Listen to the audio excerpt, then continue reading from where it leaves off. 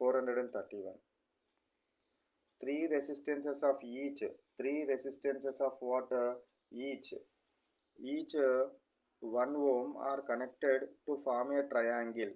The resistance between any two terminals is.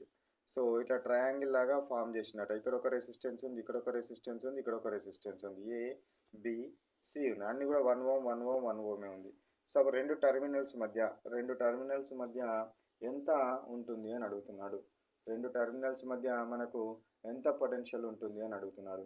So మనకు ఇది మూడింటిని కనుక ఏం చేసినాడు, ఎట్లా ఉన్నది మనకు ట్రయాంగిల్లో ఉన్నది కాబట్టి ఈ రెండు టర్మినల్స్ మధ్య ఉండే రెసిస్టెన్స్ని కనుక మనం తీసుకున్నట్టయితే, రెండు కొనల మధ్య కనుక తీసుకున్నట్టయితే అవి ఎంతకి ఈక్వల్ అవడం జరుగుతుంది.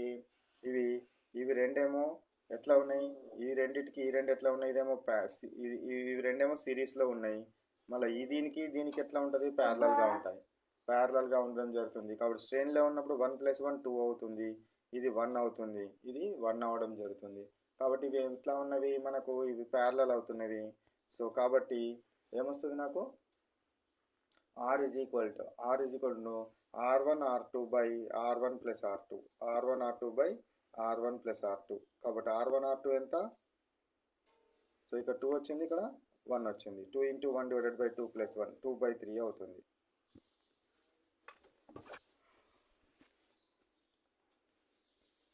Next question, which of the following is correct? What, volt, ampere అడిగింది కదా. సో మనకు ఇందులో ఇవ్వబడిన దానిలో ఏది ఈక్వల్ అవుతుందని అంటే, so wattage is equal to voltage into amperes. Wattage is equal to what, voltage into amperes అనేది కరెక్ట్ సూత్రం. Power is equal to voltage into current.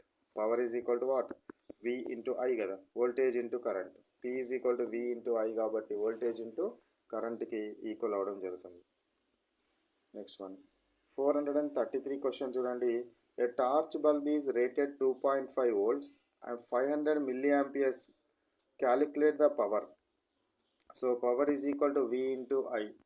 So ఇది 2.5 ఉన్నది, ఇది 500 milliamperes ఉంది కాబట్టి 500 × 10⁻³ సో 10⁻³ అంటే ఎంత వస్తుంది, సో ఫస్ట్ అది మల్టిప్లై చేయండి. 2.5 × 500, 5 × 5 = 25, 2 5 × 2 = 10 + 2 12, సో 2 zeros × 10⁻³ ఇక్కడ పడతలేదు, సో పాయింట్ ఇక్కడ వస్తుంది. సో 12.5 × 10⁻³ 12.5 × 10⁻³ వస్తుంది answer. First answer is the correct one. Okay,